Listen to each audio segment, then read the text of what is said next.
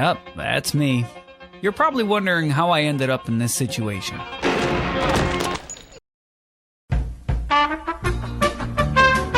When it comes to discussion about film, when you hear the words near perfect or classic, Robocop is probably the last film to cross your mind.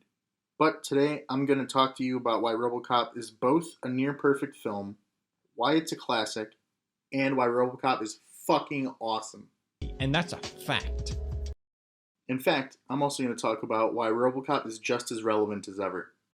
First, we're going to do a quick summary of the film for those of you who haven't seen it in a while, or for some of you who have never seen the film.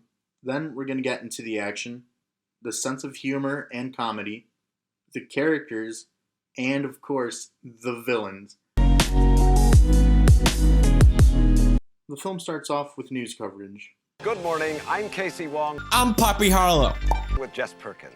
Here, we learn a couple of things. We learn of OCP, short for Omni Consumer Products, a firm that entered into a contract with the city of Detroit in order to fund and run the Detroit Police Department. Sounds like a great idea. We are then introduced to Richard Jones, but you can just call him Dick. Dick Jones is the number 2 man at OCP. We also learn that crime is on the rise. Clarence Bodiger is another villain that is introduced here. Clarence Bodiger, unofficial crime boss of Old Detroit, now sought in connection with the deaths of 31 police officers. We then cut to a hectic police precinct. It is here we are introduced to Sergeant Reed and the main character of the film, Robocop himself. Murphy, transferring in from Metro South. As Murphy goes to get suited up, we learn about the tension with OCP and the resentment that the police have for them. Omni Consumer Products. What a bunch of morons. They're gonna manage this department right into the ground. We also learn about many of the cops wanting to strike. We should strike. Fuck them. And we also learn the fate of a cop who was in critical condition, thanks to Clarence Bodiger. And I don't want to hear any more talk about strike. We're not plumbers. We're police officers. And police officers don't strike. We are then introduced to Murphy's new partner, Lewis.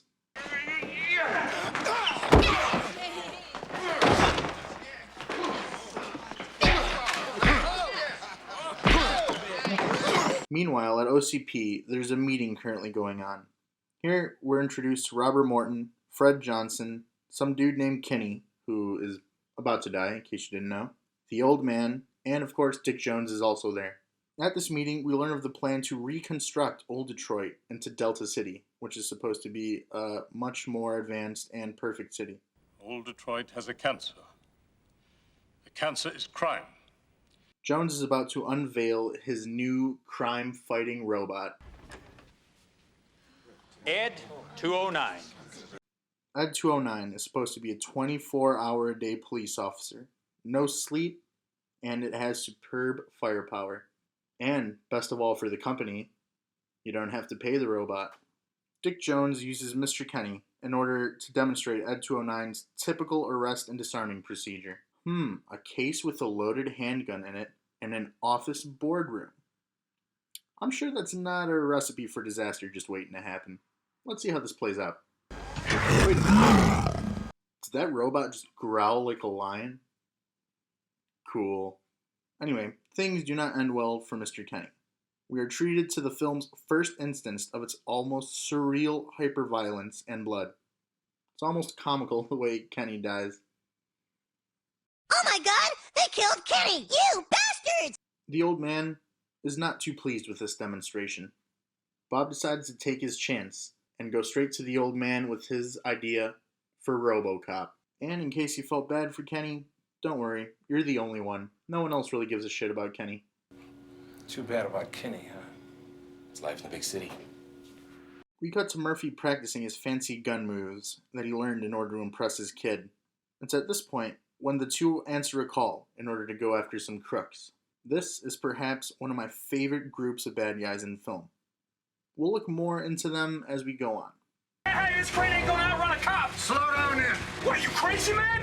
Shut the fuck up and do it! Just do it! A bit of a chase and gunfight ensues. Can you fly, Bobby? Clarence, no! And our heroes lose the bad guys. But they're not too far behind and catch up at an old abandoned factory. With backup unavailable, the two decide to go in alone. I know what you're thinking. Do they decide to stick together since it's like 6 against 2? Let's split up and look for more clues. Stay in touch. Lewis comes across one of the villains, Joe Cox, with his cock out. This results in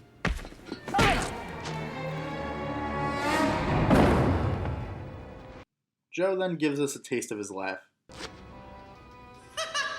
I gotta say, I fucking love Joe Cox. He's so fucking awesome. His laugh might be annoying to some people, but I fucking love it. Murphy comes across a couple of crooks of his own.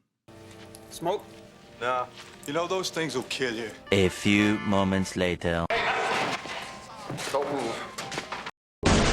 What you say? Oh, that you only meant well. However, the rest of the gang shows up, and things don't look good for Murphy. Murphy is transported to a hospital. It is important to note that we only ever see his family in flashbacks. They never make a real appearance in the present. This helps to alienate them, so they are about as alien to us as they are to him when he becomes Robocop. We want to know more about them just as badly as he does. This next sequence is us looking through Murphy's new eyes as Robocop, as he is being worked on. Soon, he is finally ready and presented as Robocop.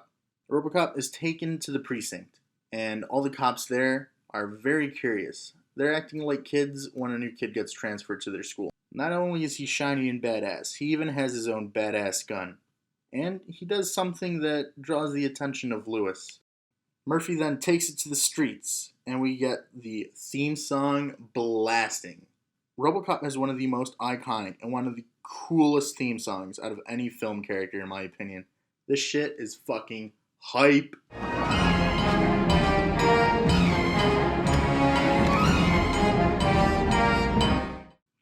Anyway, Robocop stops a robbery and no, not the Jack Daniels, you bastard.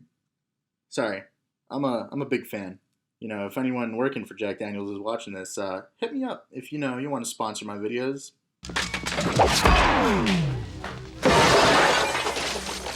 Thank you for your cooperation. Good night. Wait, no, Robo, you got to arrest the guy. Is he dead? Is someone coming to take him to jail? Or the morgue? Okay, bye. Robocop then prevents a rape and also saves the mayor from a tense hostage negotiation. We then get a nice family game about nuclear warfare. Nice. After the success of Robocop, Bob Morton has been given a promotion, and now he's allowed in the executive lounge, and kind of makes an enemy out of Dick Jones. You just fucked with the wrong guy. You got your fucking mind. Oh, no, Dick, you haven't washed your hands yet. Ugh, that's fucking gross. We then cut to Robocop having a nightmare of his death. He walks out and runs into Lewis, who asks him what his name is. And of course, he doesn't know. But she tells him. Murphy, it's you. While wandering the streets, Robocop comes across our favorite leather jacket wearing bad guy, Emil, who is currently robbing a gas station and kind of being a dick to the college kid. Something Emil says triggers Robocop. We killed you! And this leads him to look for more answers. After getting flashes of his past self, he decides to go back to his old house and find some clues. It's here that we learn that his family has moved on. Robo then comes across another one of the guys responsible for his death, Leon Nash, and he takes him in for questioning. Bob Morton is celebrating his recent promotion and partying with some bitches. And he's visited by Clarence Bodiger, who, surprise, surprise, is working for Dick Jones. This ends up resulting in... We then cut to one of my favorite scenes in the film. Clarence, accompanied by Joe Cox and Steve Min, are talking business with Sal, who has his own little snow factory. Villains interacting with villains. You gotta love it. Negotiations are cut short as Robocop decides to barge in, and we get what I think is one of the most visually interesting action scenes in the film. Everyone else gets killed, Joe Cox gets knocked out, and then it's down to Robocop and Clarence Bodiger. After a little bit of What is this shit? questioning. I work for Dick Jones! Dick Jones! And now Robocop has his eyes on a new target. Clarence wants his phone call, and he uses it to warn Dick of Robocop's arrival. And now, fully prepared, Dick has a couple of tricks up his sleeve. Two of those little tricks are Directive 4. Any attempt to arrest a senior officer of OCP results in immediate shutdown. You're our product. And we can't very well have our products turning against us, can we? Oh, and he's also got a second surprise, which is Ed 209, baby. We then get a little robot on robot action, and it's pretty cool, I'm not gonna lie. I love how even though Ed 209 has these badass mounted arm turrets, he can still use one of them in case he needs to bitch slap someone. Murphy soon discovers Ed 209's only weakness: stairs. Ed 209 is taken care of. And then, at this point, when Robocop walks out, he's greeted by police and SWAT. This scene really makes you feel for Murphy. Look at him limping away as he's bombarded with nothing but bullets. Just when it seems like it's the end for him, Lewis comes in and helps him escape. Lewis and Murphy end up hiding out at their factory, where Murphy was killed. She also mentions how half the force didn't show up for work, and the other half is going to strike as soon as midnight hits. Clarence gets the band back together, and they plan to use Cobra assault cannons to take down our boy Murphy. Soon, Robocop and Lewis must come together in order to fight Clarence and his boys. This results in, sadly, Joe Cox dying, and pretty much everyone else. There's explosions, a toxic mutation, a car chase, and oh yeah, plenty of blood, baby. Immediately after, Robocop goes to arrest Dick, but he doesn't have to worry about no Ed 209 this time. He's got Ed 209's second weakness, second only to stairs, the Cobra assault cannon. Robocop ends up revealing Dick's true nature. This results in Dick taking the old man hostage. The old man fires Dick in order to override Directive 4, and this results in what unquestionably I think is one of the best endings to any film ever. Dick, you're fired! Thank you.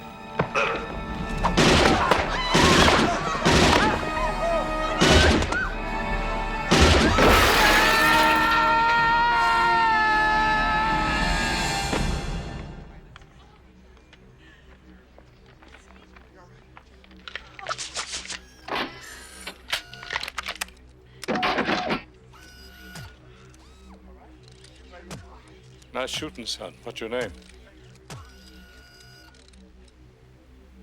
Murphy.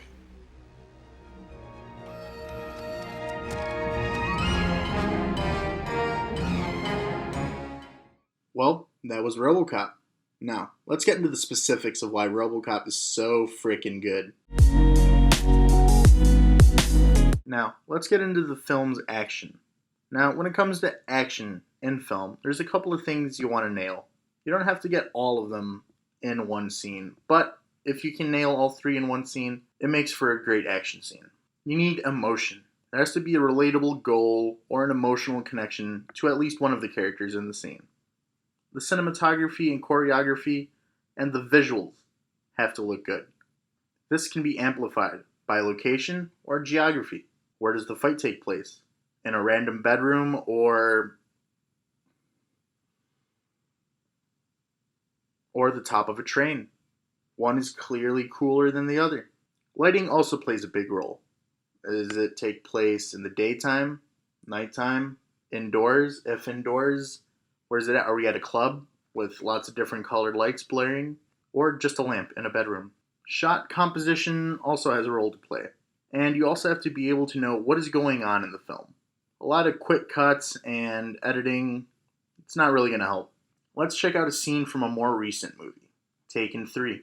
Note how many cuts there are in just the action of climbing on top of a car in order to hop a fence.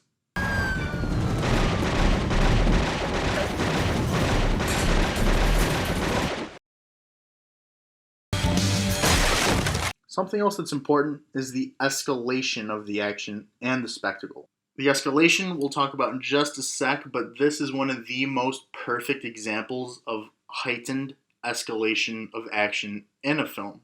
Every fight, every action scene is a little different than the last and raises the stakes just a little bit. When it comes to Robocop, there's not a lot you can do in terms of action. He is kind of clunky and slow. He can't run really fast or even jump really high. He's essentially a robotic human tank. You kind of have to think about what you want to do with him. To keep the action fresh and interesting, a lot of planning has to go into the action scenes. There's a good sense of escalation in the action once Murphy finally becomes Robocop. He starts off fighting one lone guy with a submachine gun, 2 goons, a crazy guy with an Uzi. Not much of an escalation in terms of weapons or number of bad guys, but it's an escalation in how many hostages there are. After a bunch of petty criminals, we then get a major experienced criminals with ties to Murphy's past in Emil. We then cut to one of my favorite scenes in the film, one of the best action scenes. It's a cocaine factory filled with 30 or so gangsters with submachine guns, shotguns, and pistols.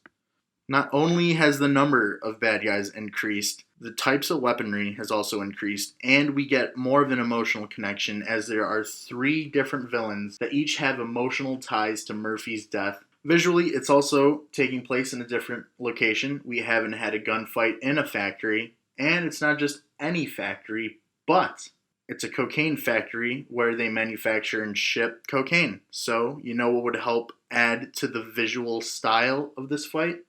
That's right, plenty of cocaine. As there's lots of shooting and bullets flying, the cocaine is exploding, it's in the air, the powder is everywhere, and helps add to the awesomeness of this scene.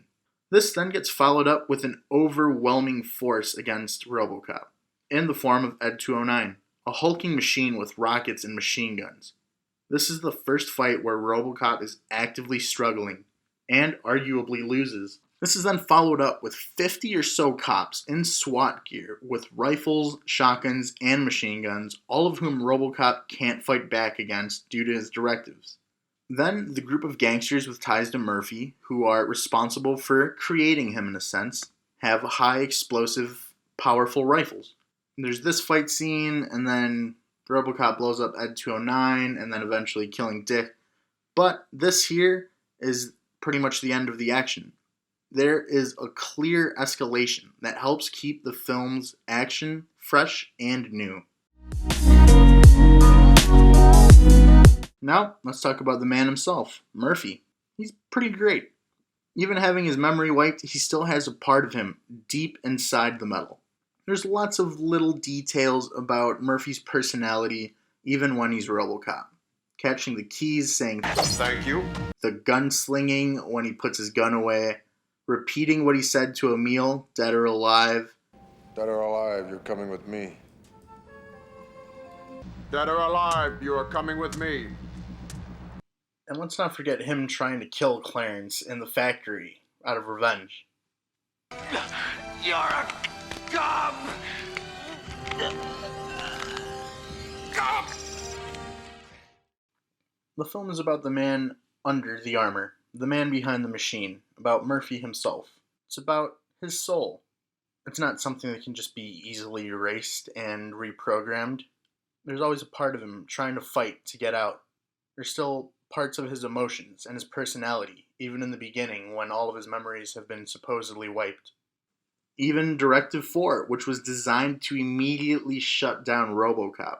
It doesn't. It affects him, but he's clearly fighting back. There's something inside of him that's fighting back. He's not just a product.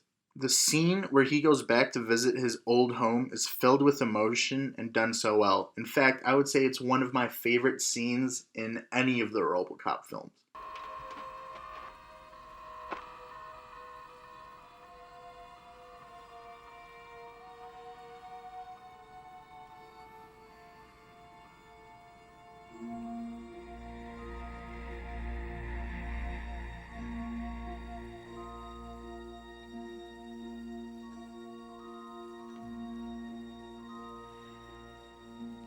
I like how when he's speaking to Lewis about his family, he refers to himself in the third person and asks about what happened to Murphy's family.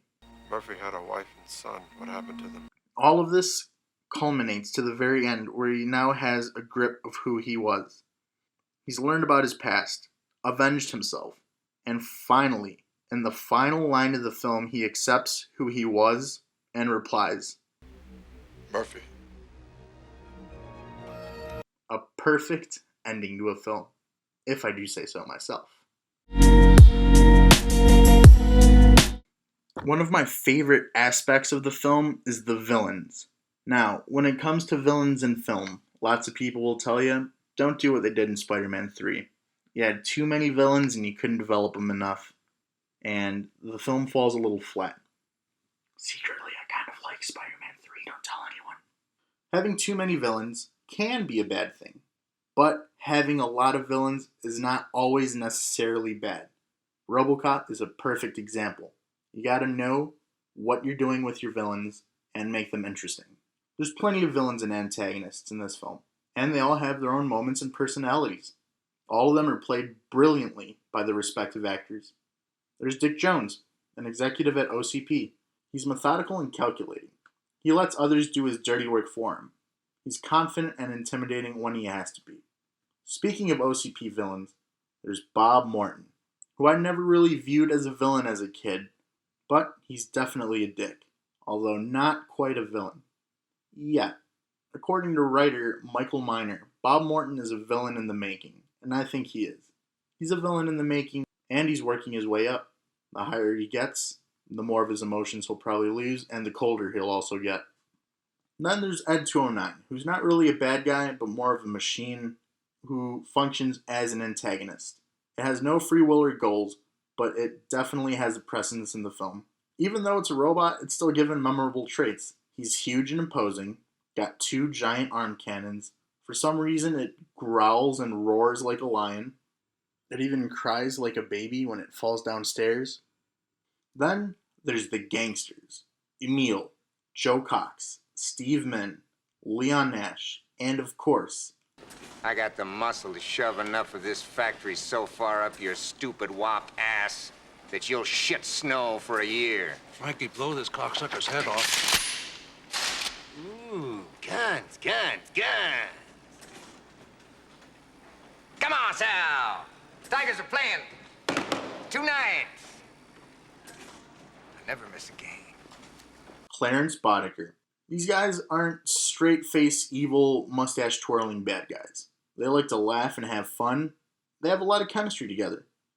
For example, when they're about to kill Robocop, it's not super serious to them, they're just having fun. Cops don't like me, so I don't like cops.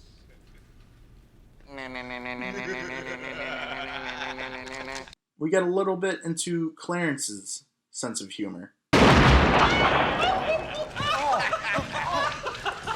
Well, give the man a hand. The guys also have a laugh and a great time killing Murphy. Does it hurt? Does it hurt? One of my favorite scenes in the film is where they all come together in the streets after the cops are on strike. They're like kids on Christmas Day trying out their new presents with the Cobra assault cannons. They're blowing shit up, they're having fun, they're laughing. There's so much memorability in these villains. Still got the factory sticker on it. Hey, Clarence. Joey's got a car just like yours, man. Yo, Clarence, what do you think, buddy?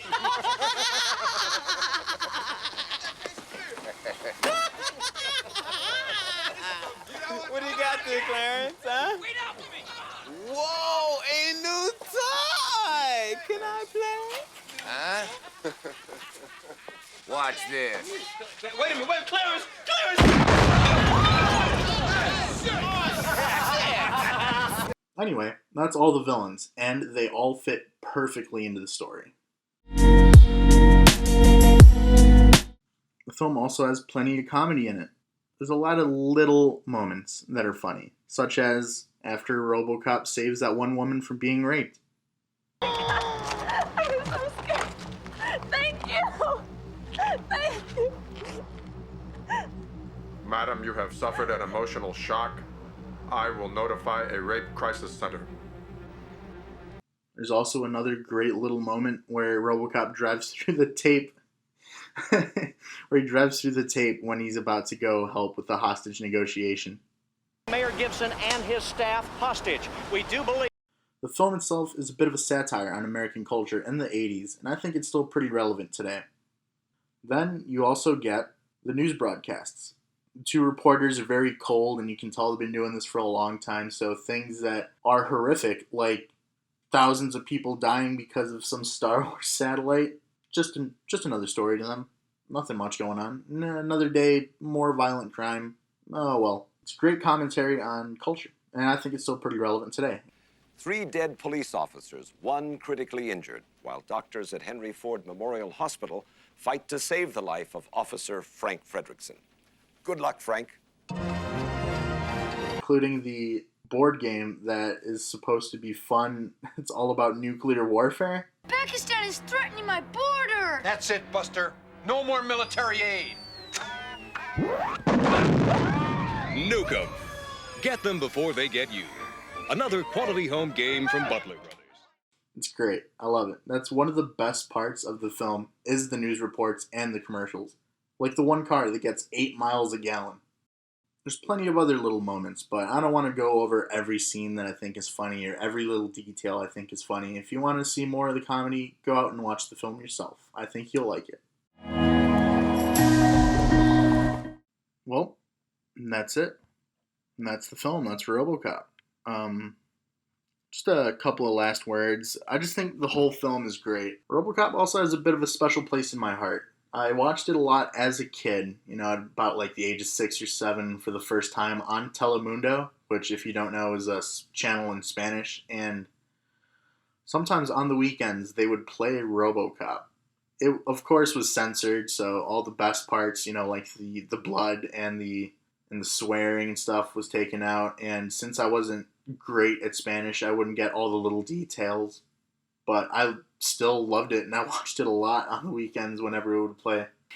The whole film is so well shot and memorable. There's just so many quotable lines and scenes. I'd buy that for $1. Ah, fuck you! I like it! Robocop is well known, but sadly, many people, especially young people, like my age who are in college, a lot of people haven't seen the film. The film does seem a little dated at times, but goddamn, I still think it works so perfectly despite that. The film is just a little over an hour and a half long and doesn't waste any time. If you haven't seen Robocop, do yourself a favor and check it out. It's freaking awesome. So yeah, that was the review. That was Robocop. Expect a couple more reviews real soon. I've got 2 more videos planned at the moment. One is going to be dedicated to Robocop 2 and 3 and discussing how to do and not do a sequel. A bit of a preview. I actually love Robocop 2 and think it is a great sequel. Robocop 3 is pretty much ass, but it has some really good kernels of ideas in there. Then, after that, the next video will be on the Robocop remake. I'll be discussing all the good and bad out of that and why I think it's actually a pretty good remake. After that, who knows? I'm not really sure what I'll do after that. Maybe I'll talk about why the Star Wars prequels are fucking awesome. But I have a couple of ideas for things I want to do. I want to do a lot of series retrospectives, which event of this originally was supposed to be a 1 long video series retrospective, just 1 long video talking about Robocop 1, 2, 3, and the reboot. But plans changed, so I decided I'd make 2 or 3 videos out of it. And I think I'm going to do the same with a couple of other series, especially for horror, because there's a lot of horror series. I haven't seen all the Friday the 13th films, but I think I might do that at some point. But if I do something like the Friday the 13th films, I'm not going to review every single film in its own video. If I do Friday the 13th, I'll probably review all of them in 1 super long, hour-long video, or 40-minute, however long it is. A couple of other ideas I'm throwing around are the MonsterVerse films at the moment, because I love the Godzilla reboots. The new one, King of the Monsters, is good. I think Kong Skull Island is fun. A big plan that I want to do is something I've been wanting to do for a long time, which is review really shitty movies that are so bad they're good. A, so you know which ones are so bad they're good and you can check them out. And B, to show you which films are absolutely ass and not worth checking out whatsoever.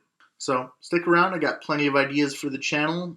be implementing those soon. If there's anyone watching this, I promised a bunch of my friends and people that I was working on this video like over a month ago, and I'm sorry. I have been working on it, and finally it's coming out. Like a month after I promised I started working on it, but finally it's done.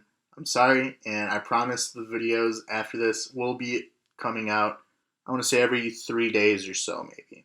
So stick around. Thank you so much for watching this. If you made it all the way to the end of the video, you're fucking awesome. Thank you so much. Like, comment, subscribe, dislike if you think I'm an idiot talking out of my ass who knows nothing about cinema or Robocop. But yeah, thank you for watching to the end. Lastly, I just wanted to give a couple of thanks. I really want to thank ONLAP, which is a very good band. If you're into rock or metal, you know, they got really good songs. I'm going to use one of their songs for my outro.